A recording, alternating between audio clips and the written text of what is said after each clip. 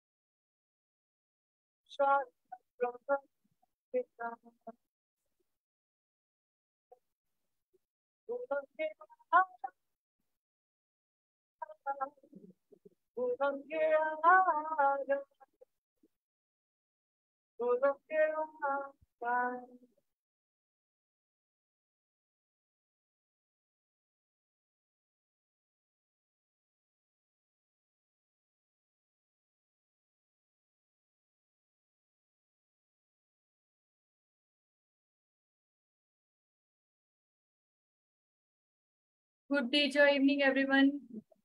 कैसे हैं आप सभी? आई होप आप लोग बहुत अच्छे हैं। और हम लोग मैं वेलकम करती हूँ आप सभी का अपने नेक्स्ट सेशन आने वाले, जो अभी हम लोग स्टार्ट करने वाले हैं अपना डिस्कशन पाइल्स से रिलेटेड जो सेशन होने वाला है आज हमारा। जैसा कि मैंने आपको बोला था कि हम लोग डिजीज के अकॉर्डिंग धीरे धीरे अपना सेशन जो है वो स्टार्ट करेंगे।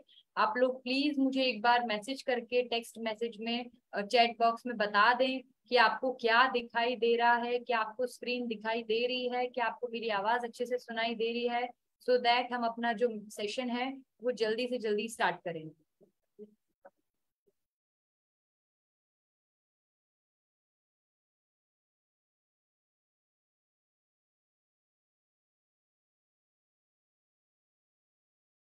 Okay, thank you so much for reply.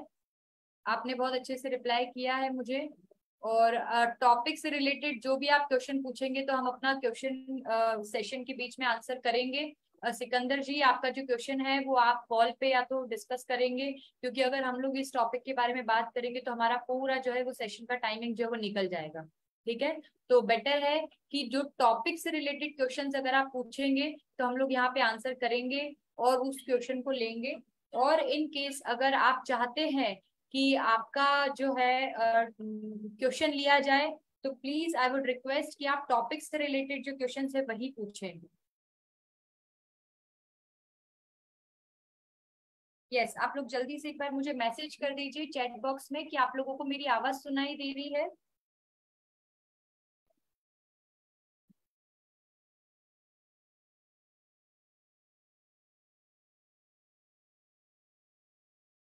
Okay, thank you so much everyone. हमारा जैसे वीकली जो सेशन होता है हेल्थ एंड वेलनेस से रिलेटेड है ना, हेल्थ अवेयरनेस प्रोग्राम के अंतर्गत अंडर में जो हमारे सीएमडी मैम हैं, एमडी सर है अनमोल सर, और दिव्यांश सर, सीएमडी मैम है इंदिरा मैम। सर का मैं धन्यवाद करना चाहूंगी, सीएमडी सर का, कि उन्होंने हमको ये मौका दिया कि हम लोग हर सेशन में जो है हेल्थ अवेयरनेस की बातें करते हैं, हेल्थ हेल्थ अवेयरनेस के बारे में डिस्कस करते हैं। किस तरीके से लोगों के बीच में हम लोग जागरूकता फैला सकते हैं, किस तरीके से हम उनको ऐसा मैसेज दे सकते हैं कि वो अपनी हेल्थ को थोड़ा सा सीरियसली लेना स्टार्ट करे।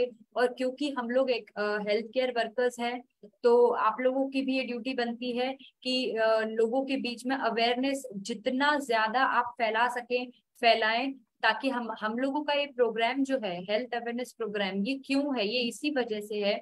इसीलिए इसको हम अपने जो एक्टिविटीज है करिकुलर में उसमें रखा गया है, ताकि हमें पता चले कि हम किस तरीके से हमारी डे टू डे लाइफ में हमारी जो भी सिचुएशंस है उसके अंदर हम लोग डिसाइड कर सके किस तरीके से हमको कदम उठाने हैं हमारी हेल्थ को और बेहतर बनाने के लिए। ठीक है, तो आज फिर से हम अपने सेशन में शुरुआत करते हैं हेल्थ अवेयरनेस प्रोग्राम के अंतर्गत अपने नए सेशन का। सबसे ज्यादा इम्पोर्टेंट चीज मुझे एक अनाउंसमेंट करनी है। यहाँ पे ये अनाउंसमेंट है कि हमारा जो कॉलिंग टाइमिंग है ना, जो हमारा कॉल का टाइमिंग है, ऑन कॉल जो कंसल्टेशन का टाइमिंग है वो है चेंज हो चुका है। वो अब 2:30 PM से जो है रहेगा। आप लोगों से रिक्वेस्ट है कि आप लोग प्लीज इसको जितने ज्यादा लोग हों उनसे शेयर करें, और सबसे ज्यादा इम्पोर्टेंट पेन और डायरी लेकर के आप स्टार्ट हो जाएं। हम लोग आज जो भी टॉपिक पढ़ने वाले हैं, जो भी टॉपिक डिस्कस करने वाले हैं, उसमें सबसे ज्यादा इम्पोर्टेंट चीज यही है कि नेक्स्ट टाइम से जब भी आपका कॉल आएगा आप लोग कॉल पे डिस्कस करेंगे। आप डायरेक्टली जो है ऑफिस में बोल सकते हैं कि हमें पाइल्स किट जो है वो प्रोवाइड करवाया जाए, या फिर आप उनको पूछ सकते हैं कि पाइल्स किट में हमको मेडिसिन चाहिए, तो आप हमें एक बार इन्फॉर्म कर दें कि कौन कौन सी मेडिसिन उसके अंदर होती है। ठीक है, या फिर आप हमारा ये जो सेशन है ये फिर से रिवाइज करके फेसबुक पे, क्योंकि ये लाइव सेशन जो है वो सेव हो जाता है, आप जब भी चाहें इसको देख सकते हैं, सेशन देख सकते हैं। और सबसे ज्यादा मेन इंपॉर्टेंट चीज, आप अभी ही या तो सेव करने के लिए वीडियो को सेव मोड पे डाल दें, या फिर जो भी अपनी छोटी छोटी धीरे धीरे स्लाइड्स आएगी या जिस स्लाइड्स में मेडिसिन लिखी रहेगी वो मेडिसिन आप जो है स्क्रीनशॉट लेकर के सेव कर लें, क्योंकि ये आपको बहुत ज्यादा यूजफुल होने वाली है। ताकि आगे आप कभी भी आपके पास कोई भी पेशेंट आए जिसको पाइल्स है, या जिसको फिशर से रिलेटेड कोई परेशानी है, या कोई भी एनोरेक्टल प्रॉब्लम है, तो आप उसको रूल आउट कर सके और आप उनको हेल्प कर सके कि आपको कौन सी मेडिसिन लेना है।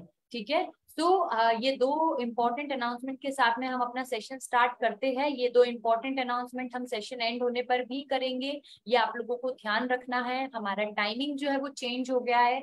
इस चीज को जितना ज्यादा जो है आप फैलाना चाहें फैला सकते हैं, शेयर कर सकते हैं, क्योंकि सबसे ज्यादा इम्पोर्टेंट चीज ये है कि अगर मॉर्निंग आवर्स में हमने कॉल्स रिसीव नहीं किए तो ऐसा ना हो कि आप जो है बाद में भी कॉल ना करें। अगर आपको कोई भी डाउट है तो आप सीन्स अपना 2:30 PM है ना, 2:30 बजे, दोपहर के 2:30 बजे से जो है आप पूछना स्टार्ट कर सकते हैं। अगर आपको कोई भी डाउट है, आपको अपनी रिपोर्ट्स जो है वो शेयर करनी है, या फिर आपको कुछ भी पूछना है डिजीज से रिलेटेड या अपनी मेडिसिन से रिलेटेड, तो आप लोग 2:30 बजे से जो है अपने IVR कॉल पे या डायरेक्टली मेरे जो नंबर है उन पे आप संपर्क कर सकते हैं। Okay, so let's back to our topic. सबसे ज्यादा इम्पोर्टेंट चीज है पाइल्स। सबसे ज्यादा प्रॉब्लमेटिक कंडीशन है जिसमें पेशेंट का दिमाग खराब होता है, पेशेंट का मन खराब होता है, पेशेंट की हेल्थ खराब होती है, हर तरीके से वो परेशानी में आता है। ठीक है, हम लोग अपने टैबलेट और अपनी अलग अलग तरीके की मेडिसिन के बारे में पढ़ चुके हैं। सिर्फ गोपाइल्स के बारे में हमने पढ़ा है, टैबलेट गोपाइल्स के बारे में हमने देखा है। मैंने आप लोगों को डिस्कस किया था कि किस तरीके से ये जो मेडिसिन है वो यूज होती है। ठीक है, किस कारण से ये इतनी हेल्पफुल हमारे लिए होती है, उसके अंदर क्या क्या कंटेंट्स होते हैं। आज हम लोग ये जो टॉपिक है इसके अंदर मेडिसिन के अंदर क्या कंटेंट है ये नहीं होगा, ये हम लोग डिस्कस नहीं करेंगे। मेडिसिन के अंदर क्या क्या कंटेंट है ये हम लोग पढ़ेंगे फिर कभी नेक्स्ट सेशन में। आज हम लोग एक प्रॉपर किट के बारे में, अगर आपके पास में कोई भी एनोरेक्टल डिजीज से रिलेटेड या कोई बोलता है कि मुझे लेटरिन के रास्ते में कोई परेशानी है, ऐसा कोई पेशेंट आता है, तो आपको किन किन बातों का ध्यान रखना है आज हम लोग उस बारे में जो है डिस्कस करने वाले हैं। आप लोग जल्दी से जल्दी पेन और अपना जो डायरी है वो लेकर के स्टार्ट हो जाइए लिखना, ताकि आपको पता रहे कि मेन इंपॉर्टेंट चीज हमको पेशेंट को क्या देनी है। ठीक है, ये मैं इतना जोर इसलिए दे रही हूँ क्योंकि अगर आपने मेडिसिन दिया और बाकी चीजें ध्यान नहीं रही, बाकी चीजें आप भूल गए, तो हो सकता है कि पेशेंट को 100% रिलीफ ना मिले, उसको 90% रिलीफ मिले। ठीक है, हमारी मेडिसिन तो बेस्ट है ही, वो 80 to 90% हम लोगों को आराम देगी, लेकिन उसके साथ में हमको किस तरीके से मेडिसिन उनको खिलाना है, किस किस टाइम पे मेडिसिन खिलाना है, किस चीज के साथ में मेडिसिन खिलाना है, ये बहुत ज्यादा जो है वो इम्पोर्टेंट टॉपिक होने वाला है। हम लोग इसको आज बहुत अच्छी तरीके से डिस्कस करेंगे एंड लास्ट में 5 to 7 मिनट्स का हम लोग एक क्वेश्चन आंसर सेशन रखेंगे टॉपिक से रिलेटेड। मैं फिर से बोल रही हूँ, टॉपिक से रिलेटेड, अगर आपको इस टॉपिक से रिलेटेड कुछ पूछना है तो हम उसका आंसर करेंगे, बट प्लीज आप वो क्वेश्चंस ना करें जो टॉपिक से रिलेटेड ना हो। ये मैं इसलिए बोल रही हूँ क्योंकि हमारा पूरा 1 घंटा एक टॉपिक पे जाता है। ठीक है, उसके अलावा अगर हम किसी दूसरे टॉपिक को छेड़ेंगे तो हमारे पास इतना अभी टाइम भी नहीं है, प्लस दूसरी चीज क्योंकि बाकी लोगों ने उस टॉपिक को डिस्कस नहीं किया है, उसके बारे में नहीं जाना है, तो हम लोग अभी नहीं बोल सकते हैं कि आप लोग जो है मैं पूरी तरीके से सिर्फ एक इंसान की वजह से पूरा टॉपिक जो है वो डिस्कस करूं। ठीक है, तो फिर से मेरी बात को ध्यान रखिए, टॉपिक से रिलेटेड आप क्वेश्चंस पूछेंगे तो आपको आंसर किया जाएगा। इन केस अगर आपने कुछ टॉपिक से हटकर या दूसरी चीज से रिलेटेड क्वेश्चन किया तो आपका क्वेश्चन नेग्लेक्ट कर दिया जाएगा। So please I would request कि आप प्लीज ऐसा ना करें, टॉपिक से रिलेटेड क्वेश्चन पूछें। ठीक है, हम लोग अपना टॉपिक स्टार्ट करते हैं। एनोरेक्टल जो डिजीजेस है, यानी कि जो लेटरिंग के रास्ते से जो परेशानी होती है, लेटरिंग करने में जो हमको परेशानी होती है, उस चीज से रिलेटेड जो डिजीजेस है ना, उस जगह की जो परेशानियां हैं उनके बारे में आज हम लोग छोटा सा आइडिया लेंगे, और मेन मेन क्या इम्पोर्टेंट जो मेडिसिन है जो हमको देना जरूरी है, जो हमको देना ही चाहिए पेशेंट को, साथ में क्या क्या चीजें उनको बताना है कि आपको क्या क्या चीजें फॉलो करना है, ये सभी चीजें हम बताने वाले हैं आज। ठीक है, तो आई होप इतना सारा मैंने इंट्रोडक्शन दिया है तो आप पेन और अपना डायरी लेके बैठे होंगे, ताकि नेक्स्ट टाइम से आपको इस चीज के लिए लॉस ना हो और ना ही कोई कंफ्यूजन हो।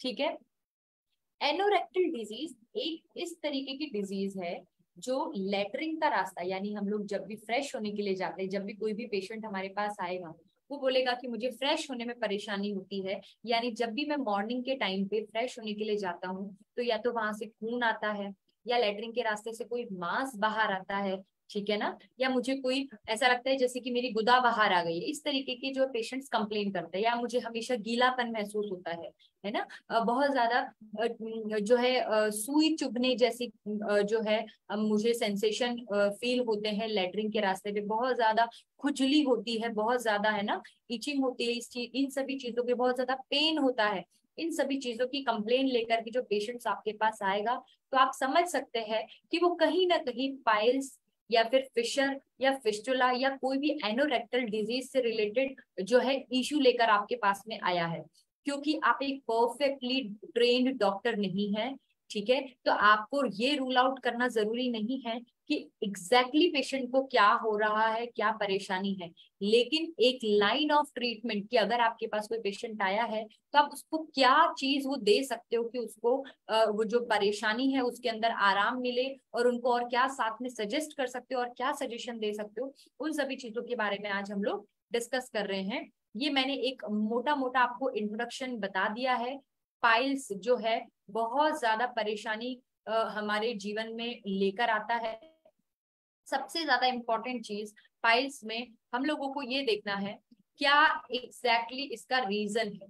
ठीक है, किस कारण से जो है वो पाइल्स होता है ना, हमारी बॉडी के अंदर अगर हम लोग देखें तो क्या क्या ऐसे फैक्टर्स है या क्या क्या ऐसे फेवरेबल कंडीशंस है जिनकी वजह से हमको पाइल्स देखने के लिए मिलता है। ये डायग्राम के ऊपर आप देख रहे हैं, दो साइड में, एक में छोटा सा है है ना, और एक में बड़ा जो है वो अंदर की साइड में, मतलब जो एनस एनल रिंग है उसके ऊपर की साइड में बना हुआ है। मेरा अगर आपको एरो दिखाई दे रहा हो तो ये देखिए, ये अंदर है, इंटरनल हेमरॉइड है, इंटरनल पाइल मास जिसको हम लोग बोल सकते हैं, और ये एक्सटर्नल है। इंटरनल और एक्सटर्नल का मतलब क्या है, आपको बाहर की साइड में दिखाई दे रहा है, एक्सटर्नल बाहर ही मिलेगा, स्किन से कवर होगा, ठीक है। और इंटरनल के केस में ये रहेगा, आपको दिखाई नहीं देगा, सिर्फ आपको ब्लीडिंग होगी, ठीक है। सिर्फ जो है पेशेंट बोलेगा कि मुझे लैट्रिन के रास्ते से खून जाने की परेशानी होती है, ठीक है। तो इंटरनल और एक्सटर्नल चाहे कोई भी पाइल मास हो, किस तरीके से, किस किस मेडिसिन से आपको उसको ट्रीट करना है, क्या क्या उनको बताना है, वो सब हम लोग डिस्कस करने वाले हैं। लेकिन सबसे पहले इंपॉर्टेंट चीज आपको पता होना चाहिए कि क्या क्या मेन कारण है पाइल्स होने के, ठीक है। अगर आपके पास कोई पेशेंट आया, आप उसको बोलोगे कि भाई अब तुम आगे से ध्यान रखना, आगे से ध्यान रखने का सबसे ज्यादा इंपॉर्टेंट चीज यही है कि आपको पता होना चाहिए कि किस रीजन से जो है पाइल मास होते हैं, ठीक है। सबसे ज्यादा इंपॉर्टेंट चीज ये कि अगर कोई भी प्रेग्नेंट वुमेन है ना, इतना बड़ा जो ग्रेविड यूटेरस होता है, छोटा सा यूटेरस होता है हल्का सा, ठीक है, उसके अंदर जब बच्चा आ जाता है तो बच्चा धीरे धीरे धीरे धीरे बढ़ता है, ठीक है। बढ़ने के साथ में धीरे धीरे उसका यूटेरस बढ़ता है, वजन उसके ऊपर बढ़ता है, वजन की वजह से जो पाइल मास, जो लैट्रिन के रास्ते पर जो वेन्स होती हैं, वो सूजन उनके अंदर आ जाती है, किसी भी तरीके से प्रेशर की वजह से वो फूल करके बाहर अंगूर की तरह जो है वो लटक जाती है, उसको हम लोग पाइल मास बोलते हैं, ठीक है। इसी तरीके से जो मांसपेशियां होती है, जो वेन्स होती है, वो ओल्ड एज जो पेशेंट्स रहते हैं उन केसेस में भी जो है कमजोर हो जाती है, ठीक है। किसी कारण से ब्लड प्रेशर अगर आपको परेशानी है, या कोई आपको मोटापा है, ठीक है, उन सभी केसेस में जो है, या लॉन्ग स्टैंडिंग, आप बहुत ज्यादा लंबे समय तक अगर आप खड़े हैं, तो उन सभी केसेस में आपको पाइल मास होने के चांस बढ़ जाते हैं, पाइल्स होने के चांसेस बढ़ जाते हैं, ठीक है। काफी पेशेंट्स में जो है फैमिली हिस्ट्री में भी हमको देखने को मिलता है कि भाई उनके दादाजी को था, ठीक है, तो उनके पापा को है। तो उसका कारण एक सबसे ज्यादा इंपॉर्टेंट हम ये सोच सकते हैं कि आपकी जो लाइफ स्टाइल है, ठीक है। अगर आप ऐसी फैमिली में हैं कि आपके पिताजी जो है वो बिजनेसमैन है, सॉरी, आपके दादाजी जो है बिजनेसमैन है, तो आपके पिताजी भी बिजनेसमैन है और आप भी बिजनेसमैन है, लेकिन सबसे ज्यादा इंपॉर्टेंट चीज ये है कि आप किस तरीके का बिजनेस कर रहे हैं, उसमें लॉन्ग स्टैंडिंग है, कितनी देर बैठना पड़ता है, आपकी लाइफस्टाइल कैसी है, उन सभी चीजों, ये सभी जो फैक्टर्स है वो काफी हद तक डिपेंड करते हैं कि वो पाइल मास जो है वो बड़ा होगा कि नहीं होगा, ठीक है। नेक्स्ट इज, अगर आपका ब्लड प्रेशर जो है वो हाई हो रहा है, आप ध्यान नहीं दे रहे हैं, ठीक है, अगर आपने हैवी जो है वेट उठा रहे हैं आप, मसल्स जो है वो वीक हो रही है, प्रेशर पड़ने की वजह से जो है पाइल मास डेवलप हो सकता है, बहुत लंबे समय से आप खड़े हैं या बहुत लंबे समय से आप बैठे हुए हैं, ये कारण हो सकता है। साथ में सबसे ज्यादा मेन इंपॉर्टेंट चीज जो हम लोग देखते हैं, कॉन्स्टिपेशन, क्रोनिक कॉन्स्टिपेशन। कॉन्स्टिपेशन यानी कि कब्जियत, अगर आपको कब्ज होगी,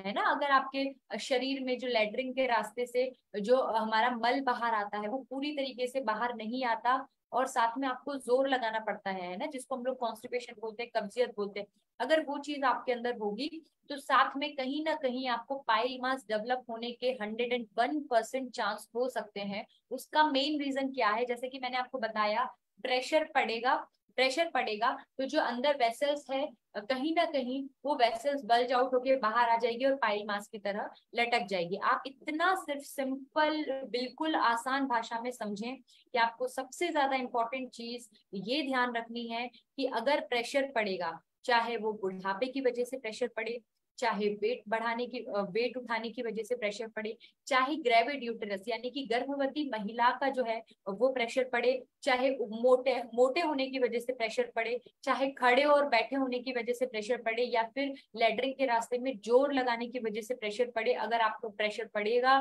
तो आपको जो है पाइल मास डेवलप होने के चांसेस 101% बढ़ जाएंगे, ठीक है। सबसे ज्यादा इंपॉर्टेंट चीज आपको यही ध्यान रखना है कि जो भी कोई भी आपके पास में ऐसा पेशेंट आता है, आपको उनको बोलना है कि लैट्रिन के रास्ते से आपको जोर नहीं लगाना, ठीक है। आप उनको ये सजेस्ट करेंगे, आप उनको ये बताएंगे कि भाई आपको लैट्रिन के रास्ते से जोर नहीं लगाना है या कम लगाना है, ठीक है। नेक्स्ट इज कॉमन सिम्टम्स, क्या क्या हो सकते हैं, ठीक है। अगर आपको कोई बोलेगा कि मुझे लैट्रिन के रास्ते से ब्लीडिंग हो रही है, खून जा रहा है, लैट्रिन के रास्ते में मुझे दर्द हो रहा है, ठीक है, या फिर आपको बहुत ज्यादा जो है खुजली हो रही है लेटरिन के रास्ते में या उसके आसपास में, ठीक है, पेट आपको ऐसा लग रहा है कि आपका फूला हुआ है, ऐसा लग रहा है आपका पेट जो है वो साफ नहीं हुआ है, आप फ्रेश होके आ गए तो भी आपको फीलिंग ऑफ फुलनेस, जैसे कि आपको फिर से जो है लेटरिन करने के लिए जाना पड़ेगा, ऐसी आपको फीलिंग हो रही है। जैसे कि मैंने बताया सिक्रीशन होगा, वहां गीलापन रहेगा, सॉइलिंग ऑफ अंडरवेयर, ठीक है,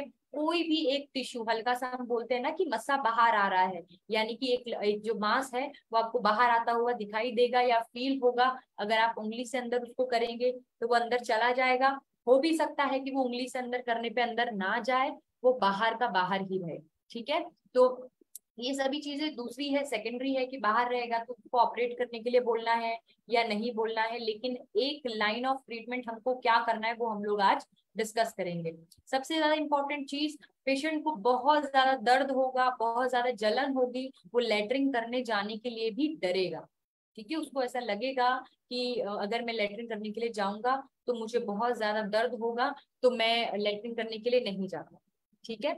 तो सबसे ज्यादा इंपॉर्टेंट चीज आपको ये ध्यान रखना है, कोई भी पेशेंट जिसका वजन कम हो रहा है, जैसे कि मैंने बताया लेटरिन करने जाने के लिए वो डरेगा, अगर उसको लेटरिन करने जाने में डर लग रहा है तो वो ये सोचेगा कि मैं खाना कम खाऊं, अगर मैं कम खाना खाऊंगा तो कम खाना खाने की वजह से लेटरिन जो है वो कम बनेगी, मुझे फ्रेश होने के लिए नहीं जाना पड़ेगा, मैं फ्रेश होने नहीं जाऊंगा तो मुझे पाइल्स जो है वो दर्द नहीं देंगे, ठीक है। लेकिन ये बिल्कुल उल्टा मैकेनिज्म है, आपको उनको बोलना है कि खाना अच्छे से खाएं, अगर खाना आपने कम कर दिया, क्वांटिटी खाने की कम कर दी, तो जो भी हल्का सा जो भी मटेरियल फीकल मैटर जो लेटरिंग जो बनती है ना, जो मल बनता है उसके अंदर से पानी पहले से ही सूख जाएगा, सूखा हुआ मल बाहर निकलेगा, और जब सूखा हुआ मल बाहर निकलेगा तो वो और ज्यादा लेटरिंग के रास्ते पे जो है रगड़ दिलाता हुआ बाहर निकलेगा, जिसकी वजह से हो सकता है कि आपको कहीं ना कहीं छिल जाए, खून और ज्यादा आने की संभावना बढ़ जाए,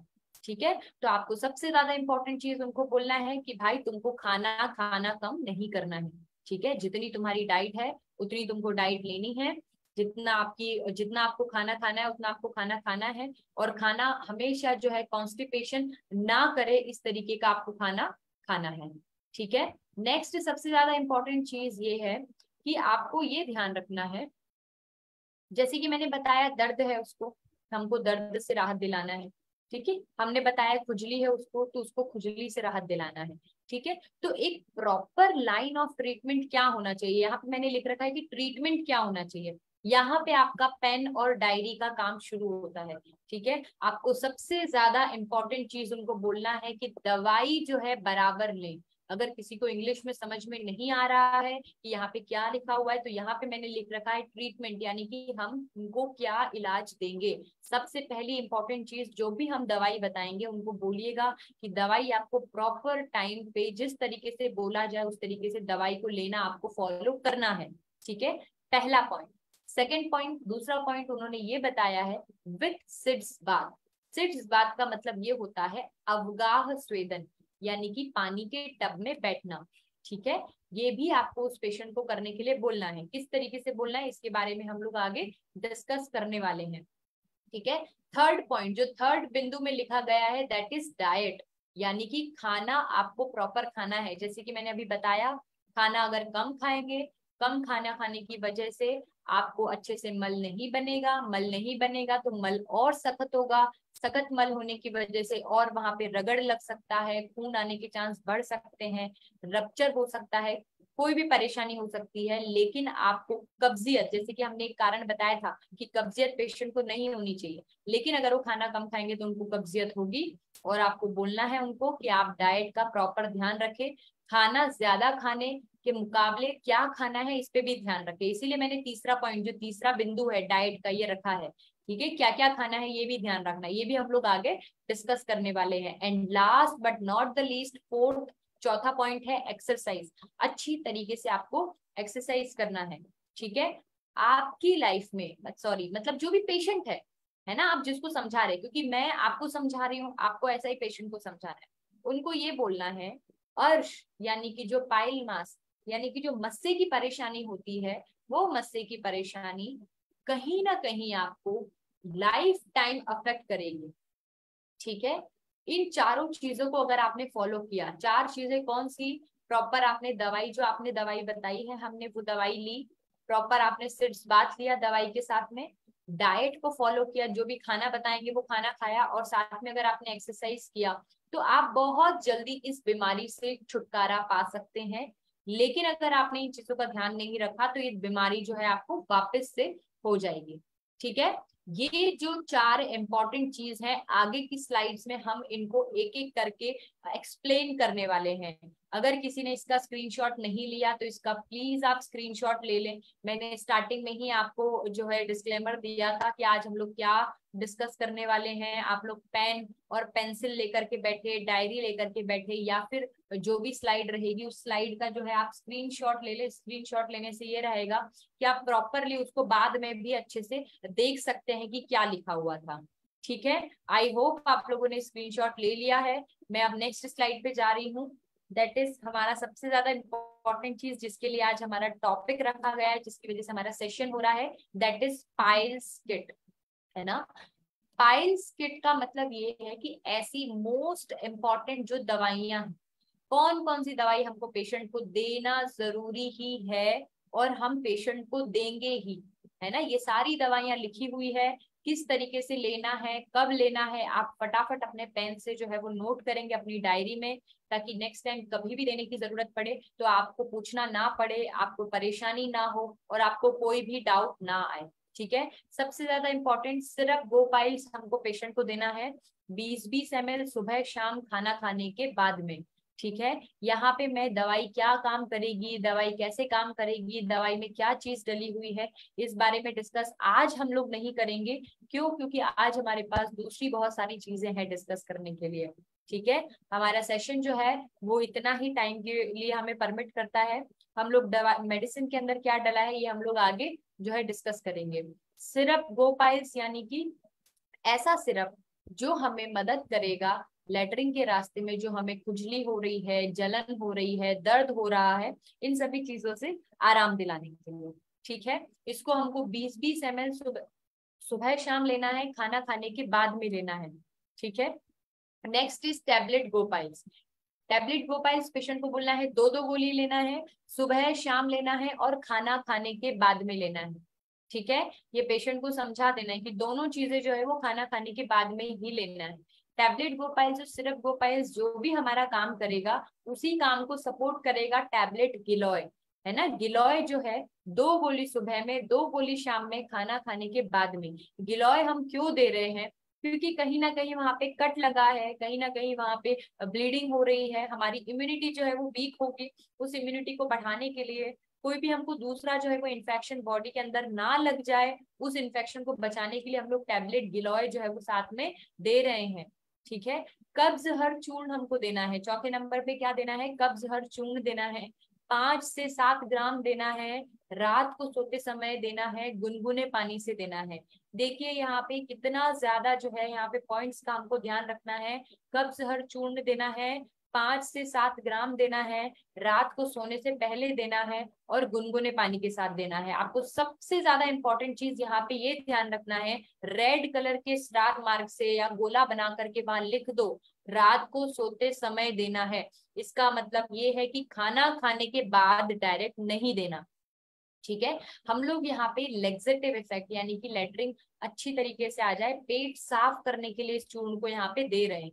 ठीक है, अगर किसी पेशेंट ने शाम को 8 बजे खाना खाया तो आपको उसको बोलना है कि भाई खाना खाने के बाद में 3 घंटे तक का इंतजार करना है, 3 से 3.5 घंटे, 2.5 से 3, 2.5 से 3.5 घंटे, कम से कम 2.5 घंटा, ज्यादा से ज्यादा 3.5 घंटा। उससे लेट होगा तो कोई परेशानी नहीं है, लेकिन खाना जो है वो आमाशय से नीचे हमारा लगभग 3 घंटे में आ जाता है, तो 3 घंटे के बाद में आपको उनको बोलना है कि ये चूर्ण तुमको लेना है।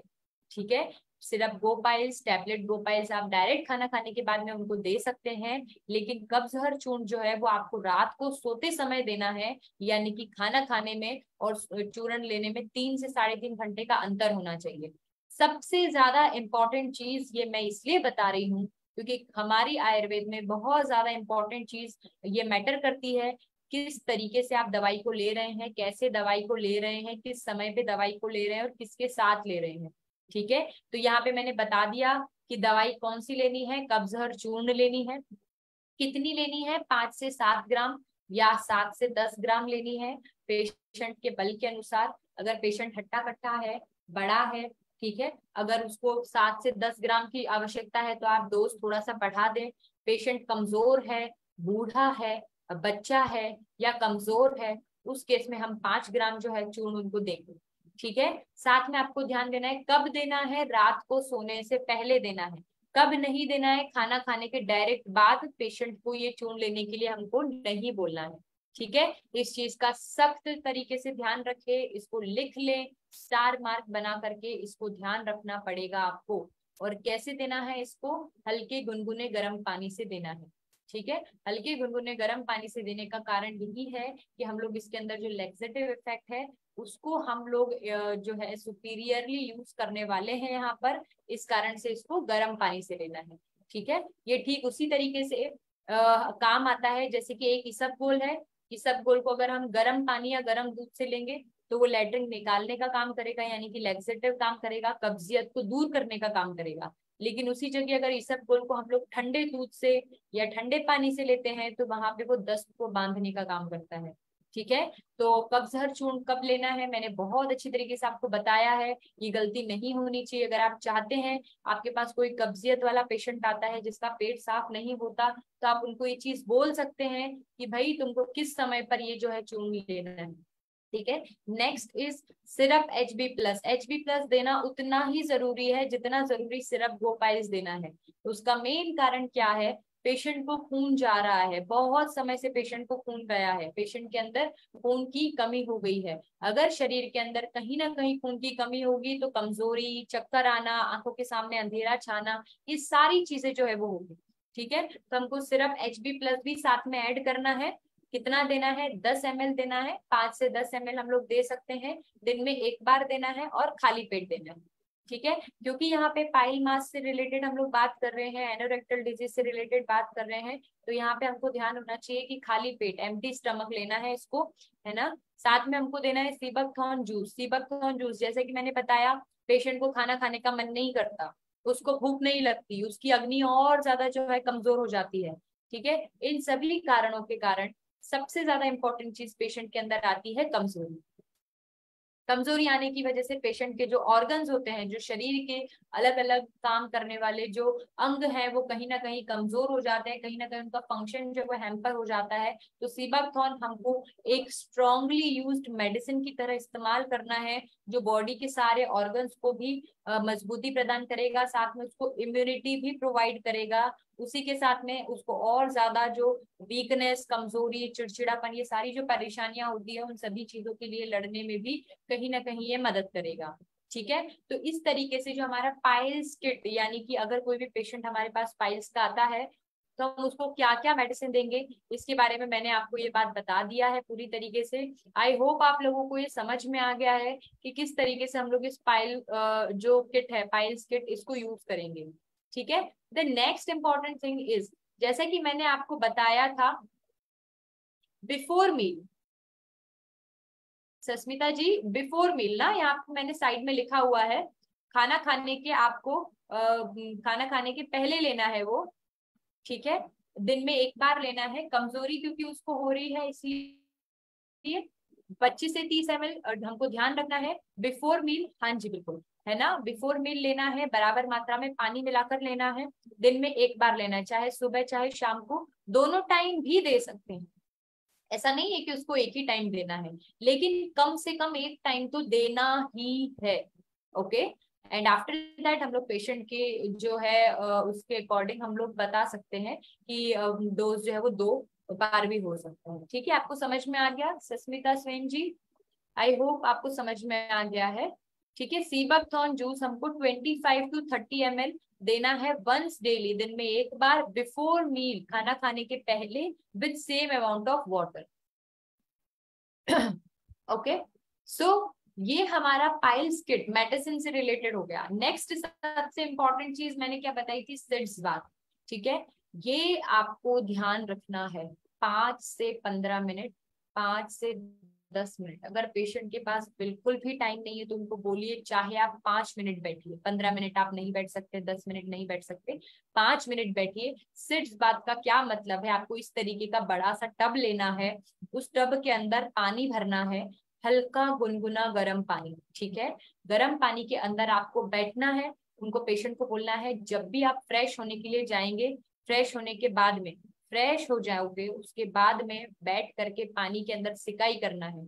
जब आप टब के अंदर बैठोगे तो टब के अंदर बैठ के आपको अपने लेटरिन के रास्ते को सिकुड़ना छोड़ना, सिकुड़ना छोड़ना, सिकुड़ना छोड़ना, इस तरीके की एक्सरसाइज करनी है, ठीक है। हम जैसे सांस अंदर लेते हैं छोड़ते हैं, उसी तरीके से लेटरिन के रास्ते को सिकुड़ना छोड़ना, सिकुड़ना छोड़ना, ये वाली एक्सरसाइज जो है उनको करने के लिए बोलना है। बहुत सारे पेशेंट्स को दर्द में इससे ही राहत मिल जाती है, ठीक है, क्योंकि उनको लेटरिन के रास्ते में बहुत ज्यादा दर्द है, गीलापन है ना, सिक्रीशन वहां पे हो रहा है।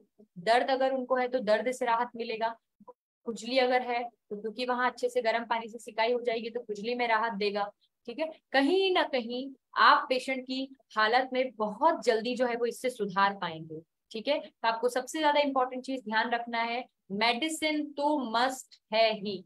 आप ऐसा नहीं सोच सकते कि सिर्फ उनको सिकाई करने के लिए बोल दें, ठीक है। जैसे कि मैंने बताया आपको, पाइल्स फिशर के केसेस में 80 to 90% जो आराम है वो मेडिसिन से मिलेगा। बट अगर आप 100% आराम चाहते हैं तो आपको सिर्फ बात और आगे की जो चीजें हैं उनको भी फॉलो करना पड़ेगा, ठीक है।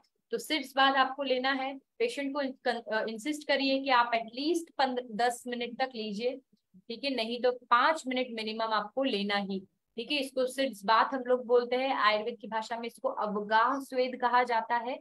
नाभि तक जो है वो पानी भरा होना चाहिए। ऐसा नहीं है कि एक छोटी सी बकेट ले ली, उस बकेट के सिर्फ ऊपर वाला जो हिस्सा है वहीं पे हम बैठ करके सिकाई ले रहे हैं, ऐसा नहीं। उनको बोलना है टब लेना है पानी का, जिसमें आप आराम से बैठ करके, क्योंकि वो आपको जो एक्सरसाइज है वो एक्सरसाइज भी करनी है। आप खड़े खड़े वो एक्सरसाइज नहीं कर पाएंगे उकड़ू खड़े होकर के या फिर उत्कट आसन में बैठ करके, ठीक है। तो आपको टब में ही बैठना है, टब से ही सिकाई करनी है, ठीक है। नेक्स्ट सबसे इंपॉर्टेंट चीज क्या है, डाइट। जैसे कि मैंने बताया, third point, most important thing क्या है, डाइट। आपको डाइट मेंटेन करना है। आप देख रहे होंगे आपको डायग्राम में बहुत सारी जो चीजें हैं दिखाई दे रही हैं, यहाँ पे फ्रूट्स दिखाई दे रहे हैं, है ना, जूस दिखाई दे रहे हैं, वेजिटेबल्स दिखाई दे रही है। इसका क्या मतलब है, इसका मतलब ये है कि आपको ध्यान रखना है कि आपको पिज्जा, बर्गर, कोल्ड ड्रिंक इस तरीके की चीजें अवॉइड करना है। सबसे ज्यादा इंपॉर्टेंट चीज, जो पेशेंट अल्कोहल लेते हैं यानी कि शराब का सेवन करते हैं, उनको बोलिए कि मद्यपान ना करे, ठीक है। स्मोकिंग जो पेशेंट करते हैं वो ना करे। ये सभी चीजें अगर आप लेंगे तो आपको न केवल इम्यूनिटी आपकी सुधरेगी, साथ में आपको फाइबर्स जो बॉडी के अंदर जाने चाहिए वो भी जाएंगे, जिसकी वजह से आपको कॉन्स्टिपेशन नहीं होंगे। खाने के साथ में आपको सलाद का इस्तेमाल करना है, ठीक है। यहाँ पे मैं आपको एक पॉइंट सबसे ज्यादा इंपॉर्टेंट बताती हूँ कि जो पेशेंट जो डायबिटिक सॉरी जो पेशेंट पाइल्स से रिलेटेड होते हैं, जो आपके पास में पाइल्स और फिशर के पेशेंट आते हैं, आप उनको छाछ लेने के लिए बोल सकते हैं ना, मठा जो होता है ना, बटर मिल्क जिसको हम बोलते हैं, उसके अंदर सेंधा नमक और जीरा डाल करके, जीरे को थोड़ा सा भूंज ले, भूनने के बाद में जीरे और सेंधा नमक को मिक्स करके पेशेंट को लेने के लिए बोलिए। कोशिश करिए कि उनको बोलिए कि आप लंच के समय में मठे का इस्तेमाल करें, मठे का सेवन करें। क्यों? क्योंकि वो अग्नि को बढ़ाएगा। आयुर्वेद में कहा गया है कि अर्श का सबसे ज्यादा इंपॉर्टेंट कारण जो है वो अग्नि का मंद होना है, ठीक है। अग्नि का मंद कैसे होगा? अगर आप अच्छे से खाने का सेवन नहीं करेंगे, प्रॉपर जो आपको डाइट लेना चाहिए वो डाइट आप नहीं लेंगे, और आप हैवी मील का सेवन करेंगे, नॉनवेज बहुत ज्यादा सेवन करेंगे, ठीक है, तो उस कारण से आपको कब्जियत होगी। कहीं ना कहीं अगर आप जोर लगाएंगे तो आपको हो सकता है कि फिशर और पाइल्स जैसी संभावनाएं हो, ठीक है। तो आज एक आपको एक गोल्डन पॉइंट मिला है। गोल्डन पॉइंट कौन सा मिला है कि अगर कोई भी पाइल्स का पेशेंट है तो आप उनको बोल सकते हैं कि आपको मठे का सेवन करना है, ठीक है। यहाँ पे मैं आपको कुछ पॉइंट्स बताती हूँ कि क्या क्या आपको उनको बोलना है। खाना खाने में सलाद का इस्तेमाल करना है, जब भी खाना खाएंगे सलाद का इस्तेमाल करना है। खाना खाने के पहले सलाद खाना है, फिर खाना खाना है, ठीक है। बोलिए उनको ऐसा कि आप पहले खाना खाइए, उसके बाद में जो है सॉरी पहले जो है सलाद का सेवन करिए, उसके बाद में जो है आप खाना खाइए। ठीक है, उससे क्या होगा कि फाइबर्स जो है वो नीचे जाएंगे, उसके बाद में जो भी आप खाना खाएंगे वो फाइबर्स के थ्रू जो है वो आपको मोशन जो है वो बहुत अच्छे से करने में मदद करेगा। दूसरी चीज, जब भी आप खाना खाएंगे, खाना खाने के बीच में हल्का सा पानी पीना है, खाना खाने के बाद बहुत ज्यादा पानी नहीं पीना है, क्योंकि वो जो है वो अग्नि मंद कर देगा। ठीक है, कोशिश करिए जितना हो सके अच्छा पानी पीजिए, प्रॉपर क्वांटिटी ऑफ वाटर बहुत ज्यादा जरूरी है। एटलीस्ट आप 3 से 3.5 लीटर पानी तो कम से कम पीजिए, 4 से 4.5 लीटर पीते हैं तो बहुत ही अच्छा है। ठीक है, सबसे ज्यादा इंपॉर्टेंट चीज ये कि डाइट जो डिनर होता है हमारा, खाना खाने का रात का जो भोजन है वो बहुत ज्यादा मायने रखता है। वैसे तो आप पेशेंट को बोले कि सूखी सब्जी का सेवन करे ही ना, बट इन केस अगर वो करते हैं, मजबूरन है, तो आप उनको बोलिए कि आप लंच के टाइम पे सूखी सब्जी का सेवन कर सकते हैं। रात के समय पे आप झोल वाली जो पानी वाली सब्जी होगी, जो सूपी टाइप की होती है ना, वैसे गीले गीली चीज का सेवन करें। बिल्कुल सूखा खाना नहीं खाना है, जैसे आपने मैगी बना ली या सिंपल आलू की सब्जी खा लिया। ठीक है, गैस बनाने वाली चीजें आप सेवन ना करें। मैदा हो गया, चना हो गया, राजमा हो गया, बैंगन हो गया, आलू हो गया। ठीक है, इन सभी चीजों को कोशिश करिए कि अवॉइड करें। ज्यादा तला गला तीखा मिर्च मसाले वाला खाना आपको नहीं खाना है। ये मैंने एक बहुत लंबी चौड़ी आपको लिस्ट बता दी है। बहुत संभावना है पेशेंट इसके अंदर से कहीं ना कुछ तो सेवन करेगा। आप अगर उनको बताएंगे तो उस चीज को फॉलो करेगा और उसको अच्छे से अच्छे रिजल्ट्स देखने के लिए मिलेंगे। ठीक है, सबसे ज्यादा इंपॉर्टेंट चीज आपको ये ध्यान रखनी है, योगा एक्सरसाइज क्या करना है। ठीक है, आजकल हम लोग देखते हैं हम लोगों के पास में वेस्टर्न कमोड्स आ गए हैं बैठने के लिए, है ना, जिसकी वजह से कॉन्स्टिपेशन की शिकायत और ज्यादा बढ़ गई है। कॉन्स्टिपेशन की शिकायत और ज्यादा बढ़ गई है तो आप क्या करेंगे, गार्लैंड पोज यानी कि मलासन में बैठेंगे, है ना। जो पुराने जमाने के लोग होते हैं वो कैसे उकड़ू बैठते थे लेटरिन करने के लिए, तो आप पेशेंट को बोलिए कि आप कमोड, तो अब ऑफ कोर्स कमोड चेंज नहीं कर सकते हैं, इतना खर्चा करके हमने इतनी महंगी जो है वो सीट लगवाई है हमारे वॉशरूम के अंदर, तो हम सीट को तो बदलने से रहे, बट आप कोशिश करिए कि नीचे एक लंबी हाइट का पटिया रखें। ठीक है, लंबी हाइट के पटिए के रखने की वजह से जो लेटरिन का रास्ता है उसको खुलने में मदद होती है। आप जोर नहीं लगाएंगे, जोर नहीं लगाएंगे तो पाइल मास डेवलप नहीं होगा। ठीक है, सबसे इंपॉर्टेंट चीज पवन मुक्तासन उनको करने के लिए बोलिए। पहला जो सबसे ज्यादा इंपॉर्टेंट जो पहला वाला जो डायग्राम बना हुआ है, देखिए इसके अंदर किस तरीके से वो लेडी दोनों पैर जो है अपने पेट से लगा करके खींच रही है पेट की तरफ में, ये है Pawan Muktasana. Next is child pose यानी कि बालासन जिसको हम लोग बोलते हैं, वज्रासन में बैठ करके आगे की तरफ झुकना है। ठीक है, पैरों को उठाना है, leg up the wall pose. ठीक है, दीवार के सहारे अगर आप लगा सकते हैं, अगर आपको बिना इंडिपेंडेंटली बिना सपोर्ट के आप नहीं लगा पाते हैं तो ठीक है, बद्ध कोणासन करना है, सुखासन में बैठ करके दोनों पैरों को अपने जो जेनाइटल्स हैं वहां पर पास में लेकर के आना है। जो अपना पेशाब करने वाली जगह होती है वहां तक अपने पैरों की जो एड़ियां हैं उनको खींच करके लेके आना है, रीढ़ की हड्डी को सीधा रखना है। एंड लास्ट पांचवा पोज जो बता रखा है गार्लैंड पोज, जिसको मैंने मलासन बताया है। उकड़ू जिस तरीके से हम बैठते हैं, हम लैट्रिन करने के लिए पुराने जमाने में ऐसे ही उकड़ू बैठते थे।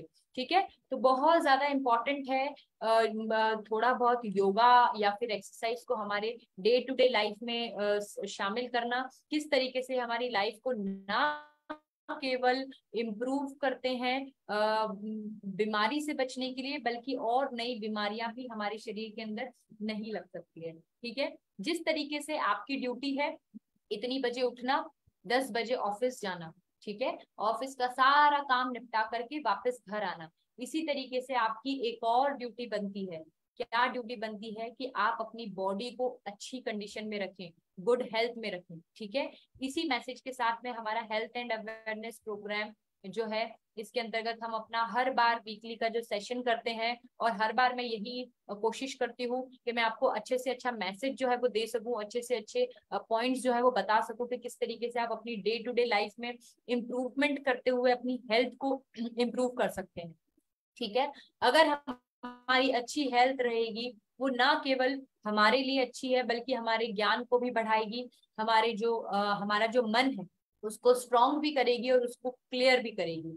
ठीक है, सबसे ज्यादा इंपॉर्टेंट चीज ये है कि आप अपनी लाइफ में क्या करना चाहते हैं वो मायने रखता है।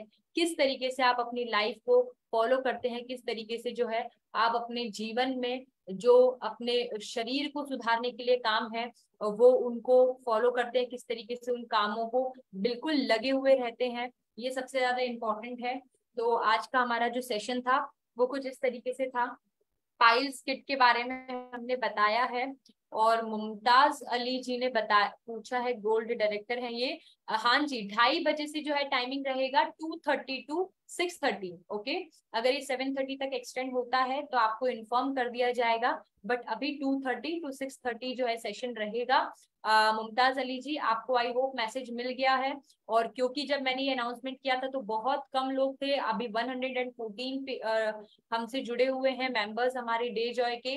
मैं आप सभी लोगों को बता दूं कि ऑन कॉल वाला जो हमारा टाइमिंग है, जो ऑनलाइन कंसल्टेशन वाला टाइमिंग है, वो 2:30 से हो गया है।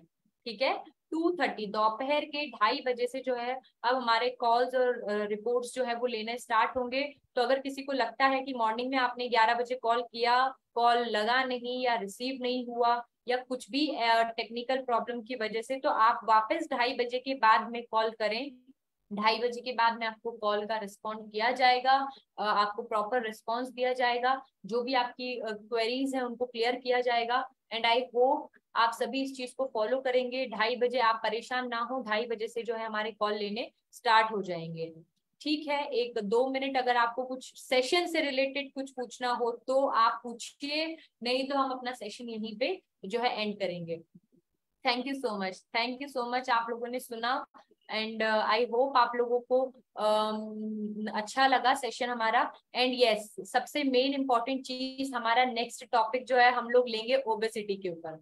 ठीक है, जो मोटापा आजकल बहुत ज्यादा इम्पोर्टेंट जो टॉपिक हमारा बहुत टाइम पहले से छूटा हुआ था। ठीक है, उस केसेस में हम लोग जो है डिसाइड करने वाले थे कि हम लोग क्या जो है टॉपिक लेंगे। बहुत पहले मुझे बोला था, मुझे नाम तो भूल गई हूँ मैं कि किसने सजेस्ट किया था। ओबेसिटी जो है, काफी लोग चाह रहे थे कि ओबेसिटी के ऊपर एक सेशन हो, तो हमारा नेक्स्ट जो सेशन है वो हम लोग ओबेसिटी के ऊपर रखेंगे। ठीक है,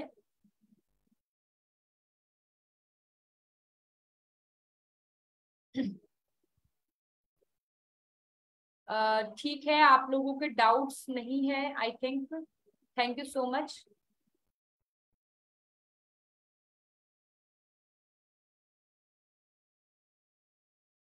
हाँ जी, ज्योति जी ने पूछा है योगा सुबह शाम करना चाहिए। देखो, आइडियली तो आप सुबह शाम करें तो बहुत अच्छा है, नहीं तो आप दिन में एक बार भी समय निकाल सकते हैं। आपकी बॉडी जो है वो स्ट्रेच हो जाएगी, सारी मसल्स जो है वो स्ट्रेच हो जाएगी, तो बहुत ही ज्यादा आपकी बॉडी को जो है वो फायदा होगा। तो आप कोशिश करिए कि एटलीस्ट एक बार तो करें।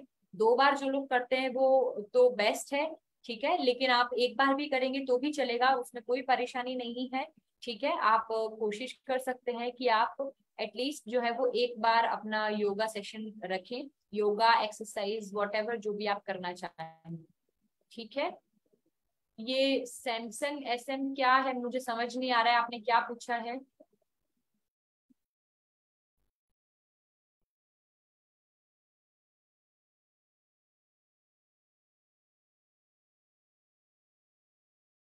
Okay, thank you so much, आप लोगों को सेशन अच्छा लगा। आई होप आज का सेशन बोरिंग नहीं था। मेरे सेशन बोरिंग होते हैं क्या, पता नहीं अभी मुझे।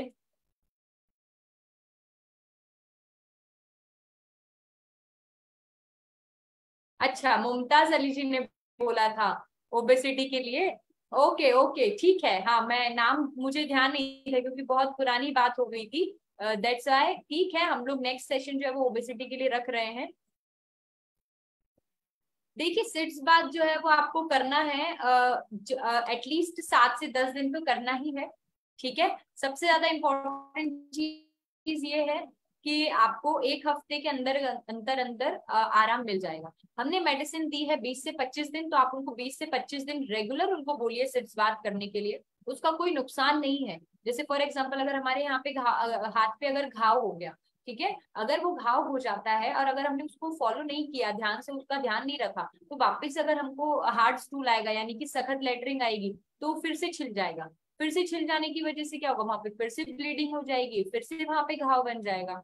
ठीक है। तो आप पेशेंट को बोल सकते हैं कि जब तक 20 से 25 दिन हम आपको दवाई दे रहे हैं, 20 से 25 दिन आप सिट्स बाथ लीजिए, तो आपका घाव जो है वो पूरी तरीके से भर जाएगा, ताकि वापस से वो घाव अगर मान लो लेटरिन की रगड़ होगी तो वो नहीं हो पाएगी। ठीक है, बिल्कुल बिल्कुल, हर बीमारी के बारे में ऐसे ही बताएंगे जाहिद जी। कोशिश करूंगी मैं अपनी तरफ से कि मैं आपको बहुत अच्छे से बता पाऊं। एम नरेश जी पूछ रहे how many types of piles. देखिए इतना आपको जानने की जरूरत वैसे नहीं है, बट मैं आपको एक मोटा मोटा बता देती हूँ। एक्सटर्नल, इंटरनल और तरीके के पाइल्स होते हैं। ठीक है, 4 मेन उसकी डिग्री होती है, किस तरीके से कितना पाइल मास जो है वो बाहर आ रहा है। ठीक है, इंटरनल एक्सटर्नल भी होता है कि जो बिल्कुल बॉर्डर पे होता है। ठीक है, तो 3 तरीके की हम लोग देख सकते हैं। मेनली इंटरनल, अंदर जो मिलता है वो अंदर वाला पाइल्स है। एक्सटर्नल यानी कि जो बाहर मिलता है वो वाला पाइल्स है, जो आपको दिखाई दे रहा है। ठीक है, बाहर की साइड में जो पाइल मास होगा वो दर्द वाला भी होगा।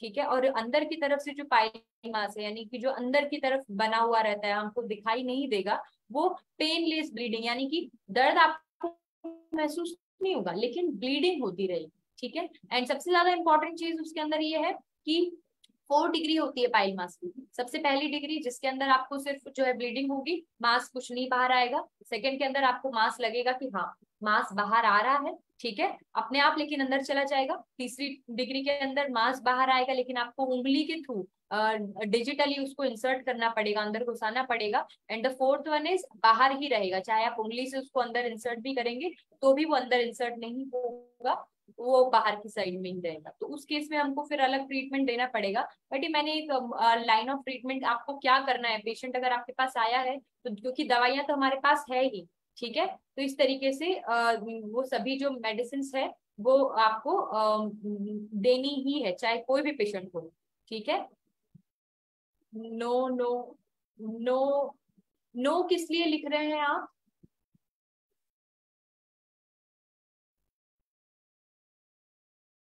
How many types of piles मैं बता चुकी हूँ आपको।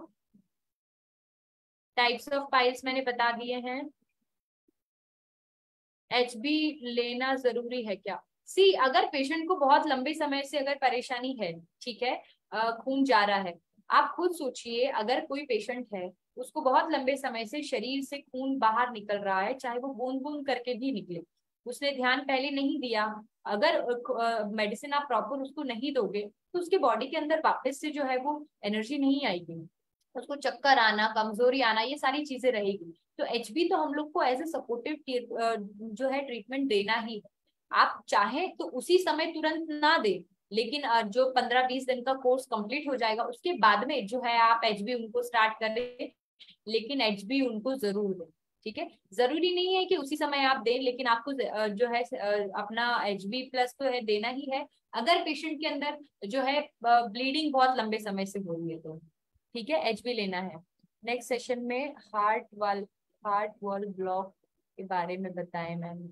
अच्छा, हार्ट वॉल ब्लॉक के बारे में शिल्पा जी बोल रहे हैं। अच्छा, ओके, एक्चुअली नेक्स्ट तो जो है ओबेसिटी हम लोग डिसाइड कर लिए हैं शिल्पा जी। तो हम कोशिश करेंगे कि उसके बाद में हम लोग हार्ट से रिलेटेड जो टॉपिक्स हैं वो ले लें।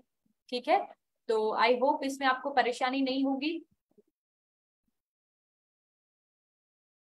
अच्छा, okay, thank you so much Sasmita ji, आपने लिखा कि मैं पूछ रही थी बोरिंग है इसलिए नो लिखा। ओके, मैं क्वेश्चन पढ़ने लग गई थी इसलिए मैं भूल गई। गैसो फ्री भी दे सकते हैं, बिल्कुल दे सकते हैं, गैसो फ्री में कोई परेशानी नहीं है। अगर पेशेंट को भूख लगने में, बचने में कोई परेशानी हो रही है तो हम लोग गैसो फ्री भी देंगे। मैंने आपको बताया कि ये एक लाइन ऑफ ट्रीटमेंट है कि ये मेडिसिन तो आपको देना ही है। ठीक है, हालांकि अग्नि को बढ़ाने के लिए जो सिरप गैसो फ्री है वो बहुत अच्छा काम, सॉरी, सिरप जो गोपाइल्स है वो बहुत अच्छा काम करता है। बट अगर कोई पेशेंट आपको कंप्लेन कर रहा है कि मुझे पेट भारी भारी लग रहा है, मेरा गैस पास नहीं हो रहा है, तो आप उस केस में बिल्कुल उनको गैसो फ्री दे सकते हैं। अच्छा, ठीक है। Piles and fistula and fissure same problem और different? Naresh ji, piles, fissure और फिस्टुला टोटली डिफरेंट प्रॉब्लम्स है ना। पाइल्स के अंदर पाइल मास बाहर आता है, फिशर के अंदर लेटरिन के रास्ते पे सिर्फ एक कट लग जाता है। ठीक है, जबकि फिस्टुला के केस में लेटरिन का जो रास्ता है, जैसे मान लीजिए ये लेटरिन का रास्ता है, ये दोनों बम्प है, लेटरिन के रास्ते के अलावा आसपास कहीं ना कहीं एक छोटी सी फुंसी, पिंपल सा हो जाएगा। ठीक है, और वहां से पस निकलेगा और उसका अंदर से रास्ता जो है वो लेटरिन के रास्ते में खुलेगा। ठीक है, तो पाइल्स और फिशर ये आपस में जुड़ी हुई चीजें हैं। फिस्टुला जो है वो बिल्कुल अलग तरीके की, बट क्योंकि वो एनोरेक्टल डिजीज में आती है तो हमको उसमें भी कब्ज हर उनको बोलना पड़ेगा लेने के लिए। साथ में हम लोग उनको सिड्स बात के लिए भी बोलेंगे, सिरप गोपाइल्स भी उनको देंगे। फिशुला के केसेस में आपको, आपके पास कोई भी पेशेंट आएगा तो आप उनको बोलिए कि आप जाकर के हॉस्पिटल में दिखाएं, दवाई से ये ठीक नहीं होगा। ठीक है, नहीं, आप एक दे सकते हैं, सिर्फ गोपाइल्स दे सकते हैं या फिर टैबलेट गोपाइल्स दे सकते हैं। मिर्गी के बारे में देखिए, मैंने बोला था आपको, मैं अभी इसका आंसर नहीं करूंगी। मैंने स्टार्टिंग में बताया था आपको कि हमारा जो सेशन है वो टॉपिक से रिलेटेड अगर होगा तो मैं आंसर करूंगी।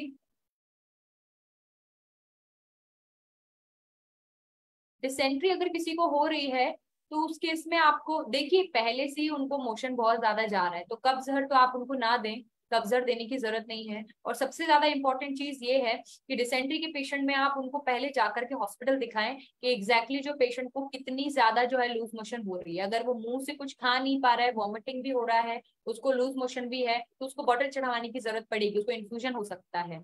ठीक है, और अगर उनको इन्फेक्शन है तो उसके अंदर उस केस में उनको एंटीबायोटिक्स वगैरह चलाई जाएंगी, जिसकी वजह से जो बैक्टीरिया जिसकी इन्फेक्शन की वजह से हो रहा है तो वो जो है उससे क्योर हो जाएगा। ठीक है, बाकी अग्नि बढ़ाने के लिए हम लोग अपना सिरप गोपाइल्स दे सकते हैं। साथ में उनको वीकनेस अगर लग रही है तो सीबकथॉर्न हम लोग दे सकते हैं। लेकिन आप कोशिश करिए कि जो एक्यूट केसेस होते हैं जिसमें पेशेंट की एकदम से हालत बिगड़ जाती है उसमें आप वेट ना करें और उनको बताएं। और नेक्स्ट सबसे इम्पोर्टेंट चीज ये कि आपको मैंने हर बार बताया है कि हमारी बीमारी हो ही ना, इस चीज के लिए प्रोडक्ट्स आप ज्यादा दीजिए पेशेंट को। ठीक है, उनकी इम्यूनिटी बढ़ाने के लिए पेशेंट्स को प्रोडक्ट दीजिए। डायबिटीज पेशेंट को ना हो उसके लिए आप कोशिश करिए कि उनको मेडिसिन आप दें।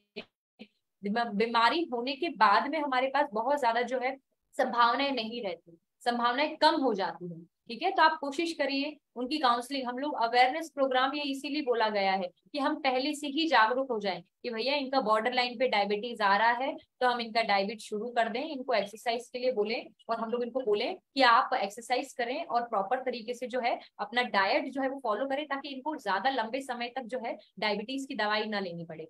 ठीक है,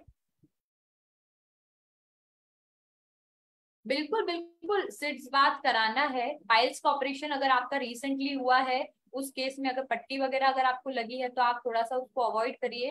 बट अगर ऑपरेशन नहीं है तो आप प्लीज सिड्स बात तो लेना ही है। सिड्स बात पाइल्स फिशर के केसेस में सिड्स बात लेना जरूरी है।